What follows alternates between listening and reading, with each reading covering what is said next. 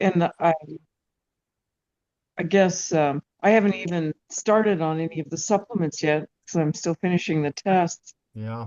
But just changing my diet and being more intentional with some new habits with exercise and diet, and even getting my husband on board with the diet changes. He's has some improvement too. That's And awesome. So cool. um, What's he just, what's he noticing? I guess I don't know if I know.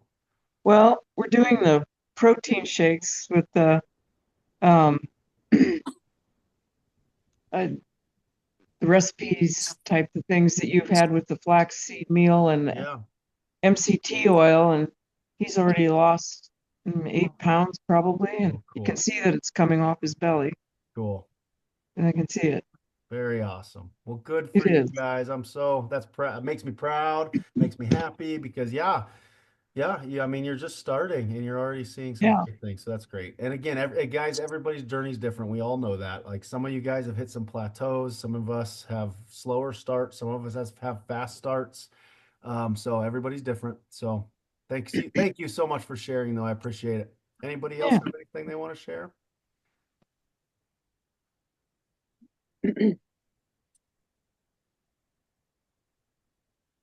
Because I'm kind of in a weird hunched over posture here right now because some of you guys might know this already, but here's my win of the week. Puppy. You guys see her? Meet Oh, Miss Ember. She's a red retriever. And my kids were oh. they didn't believe me that this was for them. So they were like, "What is that? The neighbor's dog?" I was like, no, no, I finally did it. So she is a blessing. She is so sweet. So we're pretty excited at our house. It was a little early Christmas present. You know, I wish it would have been Christmas morning. My favorite memory as a kid was when I begged my parents for years and years to get a Doberman, and they were like, no way, never. And then one year, my grandpa walked out on Christmas morning holding a Doberman puppy with a big red bow around its neck, and it's the best memory I've ever had. So I wish it could have been Christmas morning, but we kind of did it the same way last night when we first got her. We brought her home. So anyway, tis the season. Hopefully, you guys all have some things coming up with family and just fun stuff. So if nobody else has anything, I'm gonna get going. I know. Thank you guys. A few of you I know were on the call on Monday night. I did the webinar. Hopefully you learned something. Again, a lot of you guys that are in this program probably have heard a lot of that stuff. But there probably was some new stuff too. And thank you guys for spreading the word too. I had a really, I mean, I'm always happy. I do, you know, whether it's live events or webinars, if I'm talking to even a couple people, I just feel like it's worth it. But I had 60 registrations, so that was great. I mean, that's just organic. I mean, I don't pay advertising and all that. So um, a lot of people were expecting the recording. So if you were on and check your email, because I did earlier this afternoon, I did send out an email with the recording. And usually emails this day and age go to junk and spam. So feel free. It's just a YouTube link. I just uploaded it to YouTube. Feel free to share that with people. I mean, it's just free information. So that hopefully people will get something from. So anyway, appreciate you guys that shared it on social media and with other people. So all right, let me share my screen and we will just get rolling here tonight. So this week, I think most of you guys were here last week. So we talked about mold and mycotoxicity, and we're just going to do a part two of that here tonight. Let me try to get these pictures. There we go. That'll work better.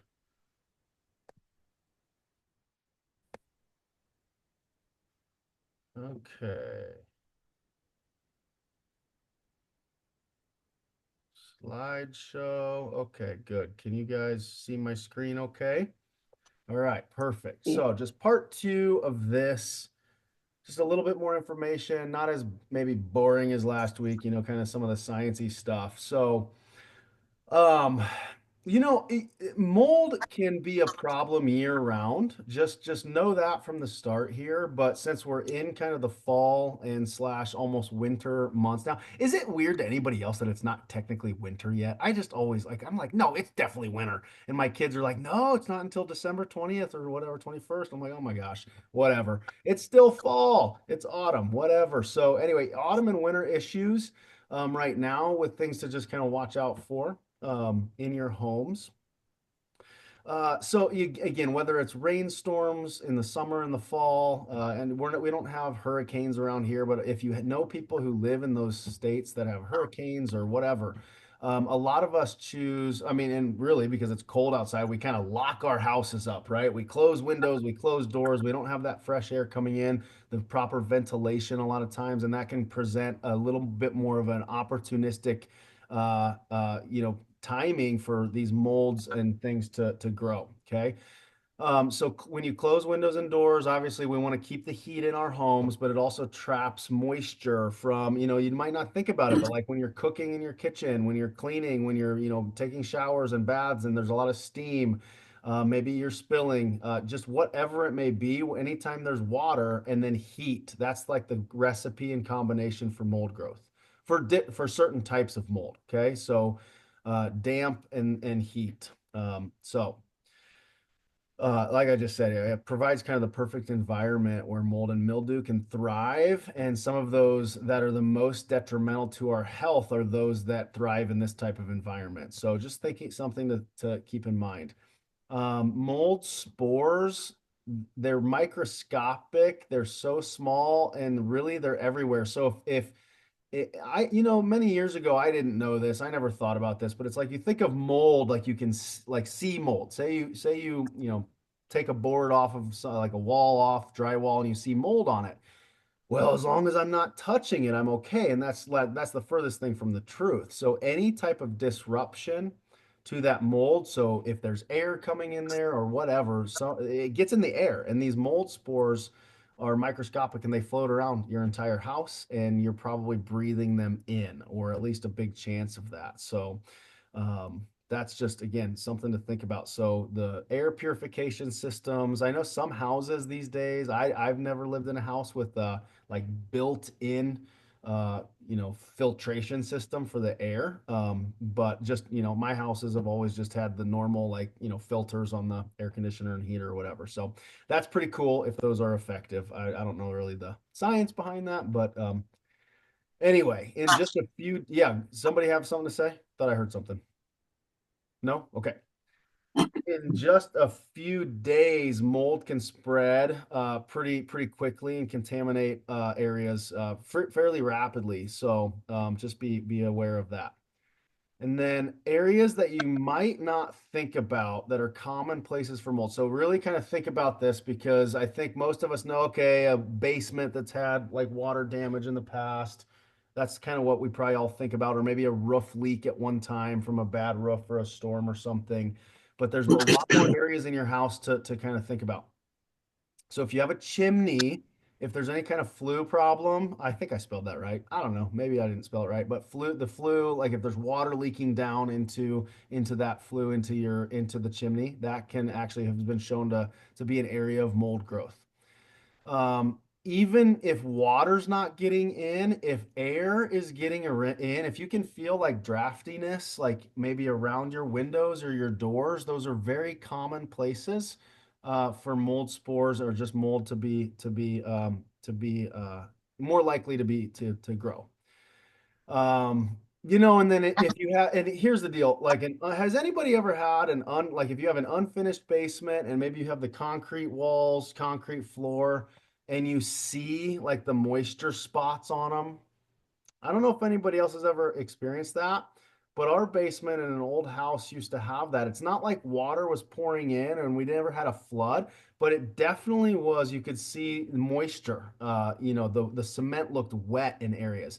And I never even thought about that, but that's a perfect opportunity for mold to be growing. And sometimes it can be hidden. So a lot of times in these basements, they never had technically water damage. In the real estate world, you guys know this, you're supposed to divulge all of that information when you sell a house. Hopefully, people are honest. But you know what? Like there was never water damage, if it's just kind of like a little bit damp. And so then you move into a house, maybe the basement's unfinished with that kind of an issue, and then you finish it. You put drywall up, you put carpets down, and guess what? That moisture, that dampness that maybe was always there, really can spread, and that's when it really can become bad because then you really don't see it, and it can live behind those walls.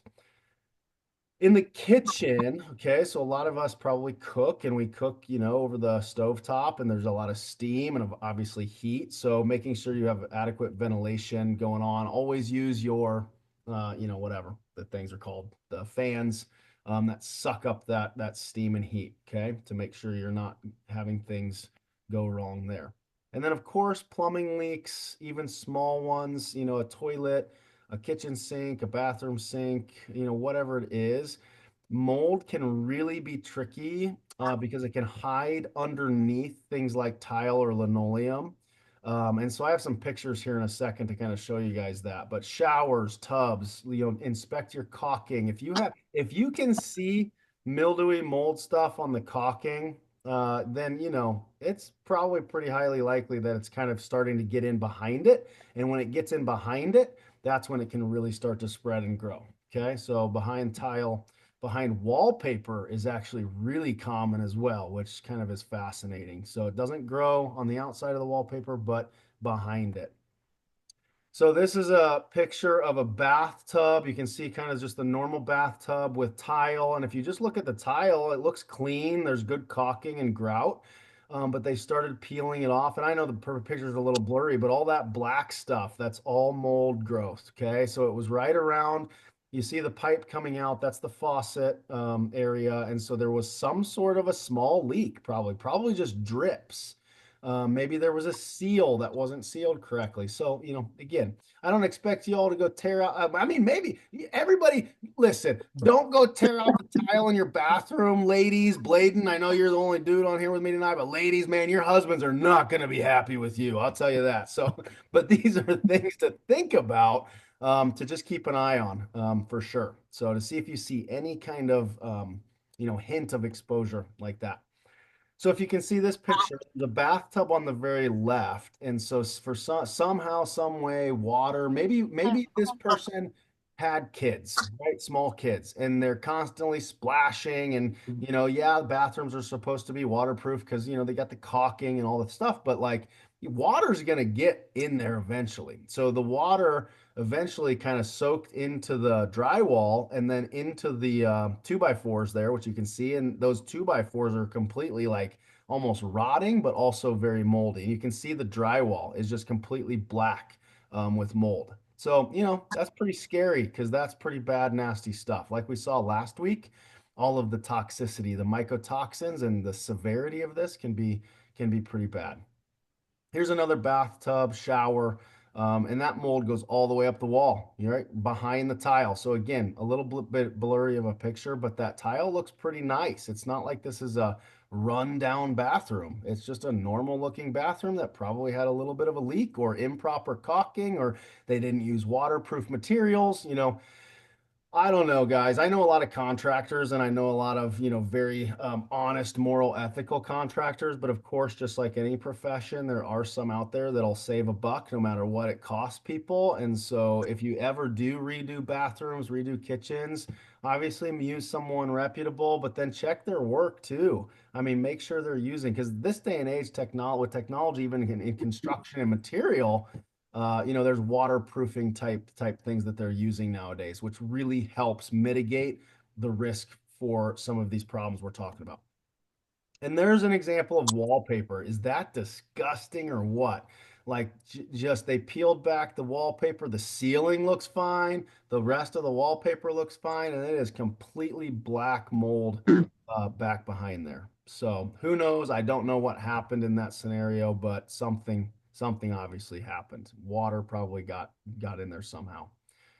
What probably happens in a serious scenario like this is I would imagine they probably had a roof leak and the ceiling probably did get wet and they probably replaced the ceiling, but they didn't really think about, maybe some of the damage to the walls. I mean, that's just my guess. So Okay, moving on. So I think I already said this. I kind of got ahead of myself earlier. So these tiny mold spores are released into the air. Yeah, and we breathe them in, touch them, whatever exposure we have.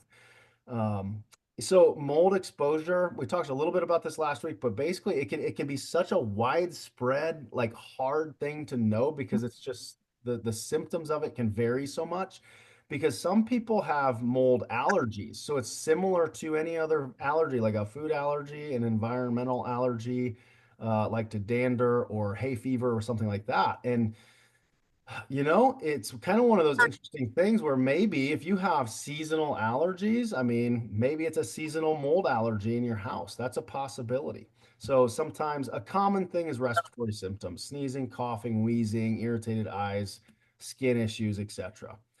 Obviously, people with asthma and allergies or weakened immune systems are going to be a little bit higher risk, so obviously people in that category, get your home inspected by someone, a professional. Honestly worth the money. Okay, so that's just going to make those conditions 10 times worse, 10 times faster. Okay, chronic respiratory stuff like COPD, etc., etc., etc. Now, in kids, this becomes really important too because we're seeing the evidence showing that even in healthy kids, asthma and other respiratory issues and other health issues in general, but just kind of a lot of it's primarily respiratory. Kids are just susceptible. Their little immune systems are not fully developed yet. They're still growing, they're still maturing. So, obviously, the younger, the more susceptible. So, something to think about if you have young kids in your house like we do. And I told you guys the story last week. Like we're dealing with this. We have been for a while with our two girls, and so it's not anything you want to mess around with. Okay, what do I have next? I just thought this was interesting. I was reading an article, and there's not a ton of evidence yet. And this is, you guys all know this, but this is one of the issues when people depend so much on research and evidence that it takes a long time sometimes to figure things out, not only because they're complicated, but then if you do research studies, I mean, research studies, the process that they have to go through before they're even published is years and years. So sometimes it's just you got to think about things logically. But anyway, there's been a lot of evidence, some evidence that's showing this mold and toxicity, this mycotoxin stuff can affect the central nervous system, the brain, of course, and cause other physiological problems. And then there was a research group from Rutgers and Emory universities, and who cares what it says here, but they discovered this association with mold and this certain, compound in mold that damaged the genes that regulate dopamine in the brain. And so, guess what that might lead to? Things like Parkinson's disease. Okay. So, this is where it's like, man, Parkinson's, no cure, no one, Alzheimer's, dementia, Parkinson's, all these things. Um, it's kind of you probably hear me talk about this if you've been around me for a while, like oh, I talk about this kind of this when people ask me about vaccines, for example. I don't, I'm just one that my opinion is, because again, I know it's a polarizing subject and I'm not here to like debate vaccines, but it's like some people believe vaccines cause XYZ, say a spectrum disorder like autism. And some people completely don't think that's even, they think that's ludicrous. Well, here's the deal. It's kind of like that. I don't necessarily believe that one thing causes one thing. Okay. It's more of an accumulation and given the right opportunity. So if someone like a kid, or if someone, even an adult, is maybe they have a little bit of a suppressed immune system, maybe they're just unhealthy, maybe they have a messed up gut, they have leaky gut syndrome, all these things, and we're introducing things like vaccinations, chemicals, and then they're bombarded with environmental chemicals, and then they're bombarded with an unhealthy diet and high sugar and processed food. It's like that's a recipe for some sort of disaster. And that again, I think it's more the recipe rather than one thing. So the reason I say that's because that's kind of my thought process with this as well. It's like, okay, mold probably doesn't cause Parkinson's, but it's probably potentially a contributing factor, in some people probably a larger one. So again, just the point is just to take this kind of stuff seriously, inspect your home, and potentially some of you might want to run. I mentioned it last week, but some of these labs on yourself someday. It doesn't have to be now. I don't start a lot of people on mold, labs because there's just other priorities. But this is something that I want all of you guys to be aware of. That would probably be someday something maybe we look at doing with you. Okay. And I'm going to get to that in a second. I'm going to end here in just a couple minutes with the labs and like how much they cost and what you can do. So, but anyway, first of all, preventing mold growth, just some ways to lower the risk of mold and mildew. Kind of common sense, some of these, but you guys know this stuff. But reduce moisture in your home, clean bath items often. So if you like have like those, what are those little things called? Those fluffy things in the bathtub that you scrub your body with? Fluffy things? Anybody? Well, loofahs. Loofahs. So loofahs and brushes if you do one on your back, and I mean kids' toys. Oh my gosh, have you guys ever seen people that take those little like rubber kids toys in the bath and they cut them open and look at the inside of them? It's Yeah, disgusting. It's yeah. crazy. And oh man, and I witnessed this was about 8 years ago when our first little girl was like 1 or 2. I remember vividly thinking, man, this looks dirty. And it was just full of mold and mildew. I mean, and those kids, they're sucking on them and they're probably drinking the water out of them. I mean, so think about that kind of thing. Use dehumidifiers, open windows when you can if it's a nice day to ventilate HVAC systems, etc. Install if you a hygrometer, if that's how you say that, to just monitoring your humidity levels in your home. And the average, I think, best recommendation is between 30 and 50% humidity. Okay. Exhaust fans over the stove, in the bathroom as much as you can, kind of trying to lower that condensation as much as you can. Obviously, fix leaks. If you know there's a leak, get it fixed. Don't wait. Okay. And then I said this with materials too. Consider using mold resistant materials that construction guys should know about. Um, a lime-based whitewash primer instead of a mold-resistant paint treated with typical biocides like butyl carbamate. I'm not a paint expert. Hopefully, people at paint stores would be able to help you. But if you are going to paint rooms, paint bathrooms, paint kitchens, this is a worthwhile topic to investigate. I'm not the expert. Probably don't even ask me. But it's just something, if you know to think about that, you can find an answer from more of an expert in that field. Okay. And then if you don't clean shower curtains, bath rugs, those kind of things frequently, again, think about it. Water gets on them and then it sits. Like that's just a recipe for mold and mildew growth, fungus. Okay, and I said mold allergies. I kind of mentioned that earlier. You can have allergies to mold. And remember last week when we said there's like 300 and some different types of molds that are common in our food, in our homes, and not all of them produce mycotoxins. Okay, so there is a difference between having like a mold allergy or sensitivity and like actual mycotoxicity. Mycotoxicity, I'm just going to say, is more severe. Okay. Mold allergy, not fun, causes some issues. But mycotoxicity is not something we want to mess with.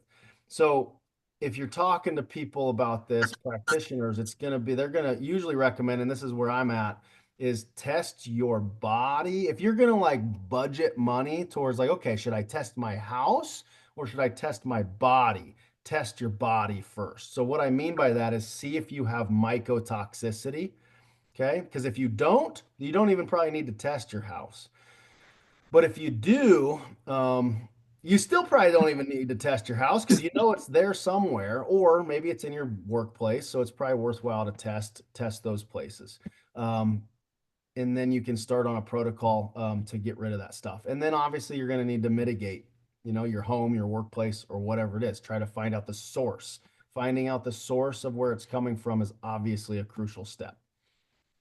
All right, I just said that. Okay, the last couple slides here. So this is the panel that I ran on my two girls. It's called a mycotox panel, and it tests for 16 of the most common mycotoxins and some of the most toxic of them. So I showed you guys her lab last week where ochratoxin was like at her level was a 77, and we want it to be under 13 for sure.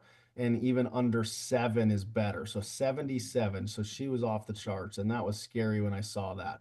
And ochratoxin, again, is common. It's a common one that we would see on a lot of people's panels if we did this on everybody. And it is carcinogenic. And it nephrotic. I mean, it attacks the kidneys, the liver, and even the central nervous system. So not cool, not cool at all. It's a urine test, so super easy to do. Collect urine, send it back into the lab, and it's not too crazy of a price, $260. Okay, $260. So well worth, I think. I mean, every penny for my, I mean, so it was $520 to test my two girls, and man, it was the best information I could have got because now I know how to treat them. Um, some symptoms, just real quickly too, because we went over some of this last week, but because symptoms can vary, but very consistent or common symptoms. So just think for yourself, think for maybe people you love, your kids, maybe they live in their own houses, maybe they're grown, they're adults, family, friends, whoever. Chronic fatigue is probably one of the most common things. So of course, geez Louise, like I had chronic fatigue and mine was a gut issue, right? So it's like chronic fatigue can be nervous system dysregulation, it can be other diseases and illnesses. But if that's paired with headaches, a lot of sinus issues, sinusitis, sinus infections, other respiratory issues, then I would start checking into some mold stuff. If you can start checking a lot of these boxes, maybe some neurological symptoms, but maybe not. Now, neurological symptoms, what does that mean? I mean, that can be like numbness and tingling, like peripheral, like neuropathies, like fingers, toes, but also cognitive impairments like memory, brain fog. Brain fog is probably one of the most common complaints as well, as far as neurological stuff. Skin rashes, immune dysfunction, et cetera, et cetera. Yeah, obviously we talked about this. Who's a good candidate for this type of test? For sure, if you know that you've lived or worked in an environment with mold, then you probably need to do this. Even if it was years ago, because sometimes these mycotoxins, they don't just go away. They can live in our body. So unexplained chronic illnesses. So again, kind of one of those things that can be attributed from a lot of different things, but it's one thing if someone's been a lot of places and checked a lot of boxes as far as seeing specialists and whoever, and maybe they live a clean life, maybe they have a clean diet and they exercise and they still just don't know what's going on. Okay, this would be another area to explore. Compromised immune systems. Again, these mycotoxins really attack the immune system. History of food poisoning. Okay, so that's kind of interesting to think about, though. Was it undercooked meat? Was it raw? I mean, or was it a mold or some sort of a parasite or something in the food that caused the food poisoning? And if it was one of those things, again, the half-life of some of these things is not short, and it can cause kind of a cascade effect in your body. So it's good to get it checked out, especially if you've had food poisoning multiple times over, say, the last couple of years.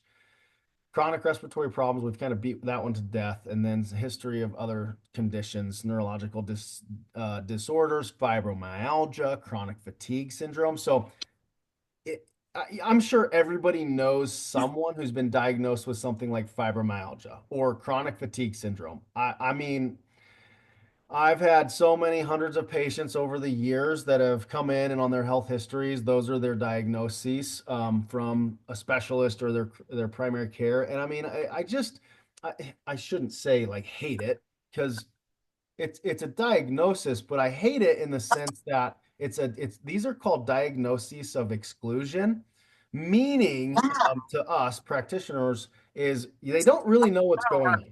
So it's like we kind of like have excluded some big things. We don't really know what's going on. So okay, you have fibromyalgia, Hmm. uh, and chronic fatigue syndrome, other neurological issues.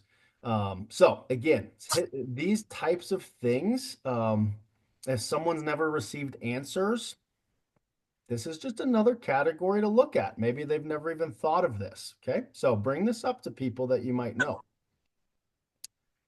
Okay, so that would be the lab to do on yourself, the urine test. Now, if you're wanting to look at testing your home or maybe your workplace, there's a few options.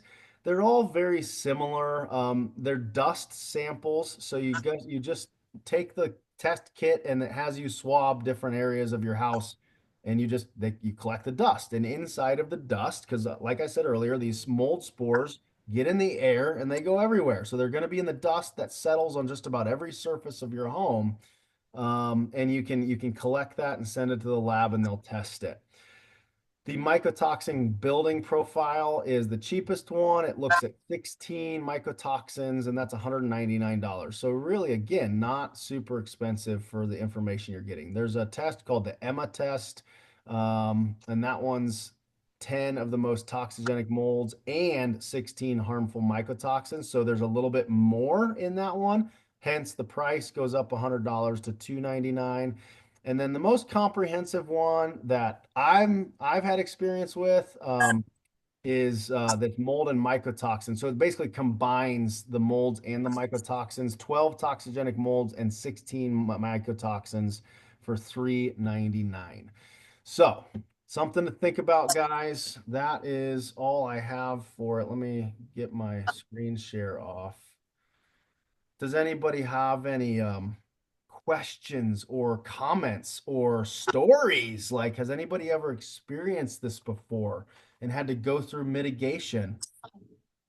Anything at all? I have a puppy chewing on my toes.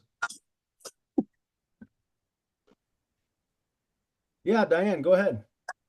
In the late 1990s, in the house we were living in, we needed to remodel our bathroom, and um, we had the water line was going up the outside wall.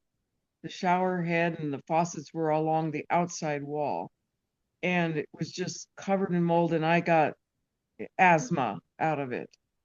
Um, didn't know what asthma was.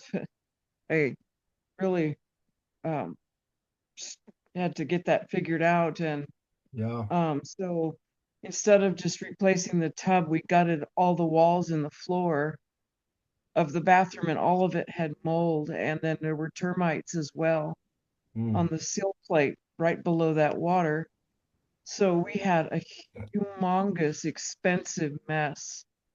Um, and I went through allergy testing and took allergy shots for 4 years. I had other things I was allergic to. So that's been more than about 25 years ago. And I have not had asthma since that one okay. exposure. And I've often wondered if it did any long-term damage to me. Yeah. Yeah. I agree. And I'll tell you what, it takes me to my a story I have too is sometimes you're not gonna know. And I'm not gonna probably ever know this because when I was in seventh grade, so what are you, like 13, 14 years old? We moved from Kansas to Seward, Nebraska. And the house in Seward had a basement, and it was one of those, it was an underground basement with like the little tiny square windows at the very top. And then it actually had like almost like it had like 5 stairs down to like another layer of a basement, which was completely underground. And so I was so excited because when my brother, he was only there for a year, he moved out of the basement and I got the basement. It was like one big room, so it was like a bedroom. I was so excited. And, my parents didn't put this together. I didn't, obviously, I was a kid, but like I started having like I would wake up in the morning and my eyes would be like crusted shut because they were so like itchy and goopy. And I mean, I think back to it, you walk in that basement, I can still remember vividly every time you go to halfway down the stairs, you can just smell the mustiness of it. It's like that basement guaranteed was full of mold. And I lived in that basement my entire high school career, so 4+ years.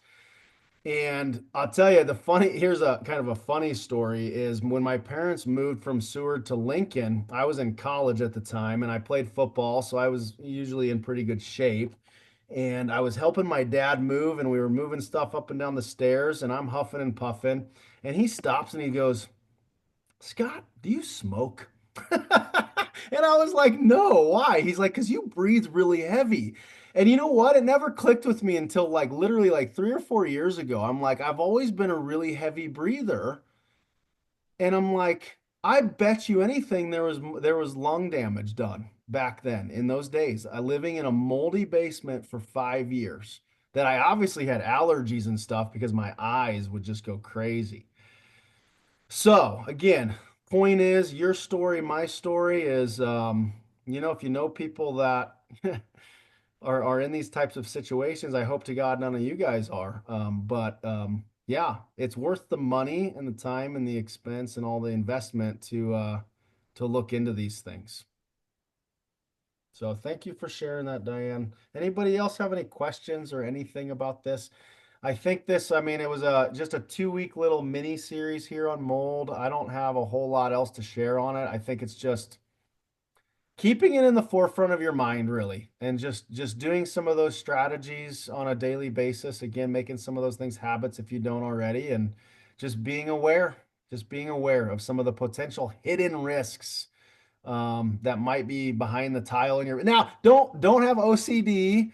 I know some of you guys are probably gonna like lose sleep tonight wondering if you have mold behind your wallpaper, but I mean don't do that. But again, maybe you have some sort of professional come and help you out, or you could do the in-home, like I said, the dust tests are pretty darn accurate these days. So all right, everybody.